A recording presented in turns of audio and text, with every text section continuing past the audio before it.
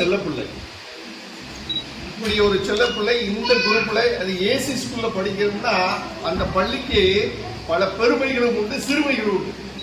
நிறைய பேர் இந்த ஸ்கூல்லயா படிச்சாங்க நிறைய சொல்லிச்சிருக்கிறாங்க பார்த்தீங்களா. ஆனா ஒண்ணு சொல்றேன், உள்ளமா உள்ள ஆனா ஒண்ணு சொல்றேன், நான் வேலை பார்த்தது 30 ஆண்டுகள் முடிந்து விட்டது.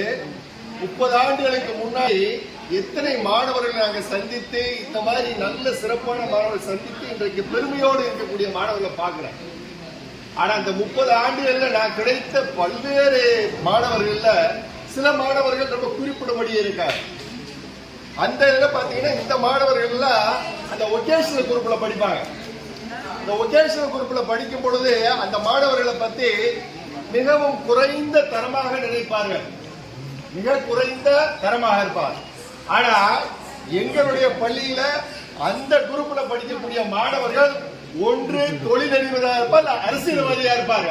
அந்த பெருமைக்கு முழு காரணம் யார் தெரியுமா? இளங்குமரன், தம்பி இளங்குமரன் அந்த பெருமையை தட்டி சென்று விட்டார். இந்த ஏசி ஸ்கூலுடைய பெருமையை மட்டும் இல்ல, அந்த பள்ளியில வேலை வாங்க நான் பெருமையா கருதுறேன். ஏன் தெரியுமா?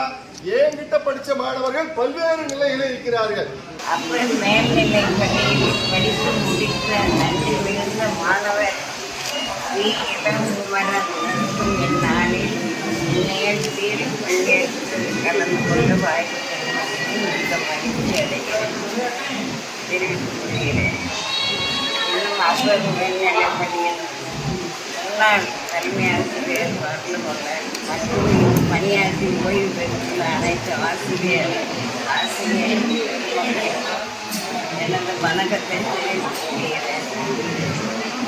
அப்பர் ஆரம்ப பள்ளியில் பணியாற்றி ஓய்வு பெற்ற அனைத்து ஆசிரியர் பெருமக்களுக்கும் என்னுடைய வணக்கத்தை எல்லாருக்கும் மரியாதை கொடுக்குறது.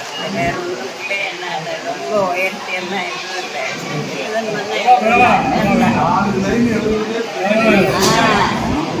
அப்பர் உயர்நிலை பள்ளியில் பயின்ற அனைத்து மாணவ செல்வங்கள் அனைவருக்கும் என் வணக்கத்தை தெரிவித்துக் கொள்கிறேன்.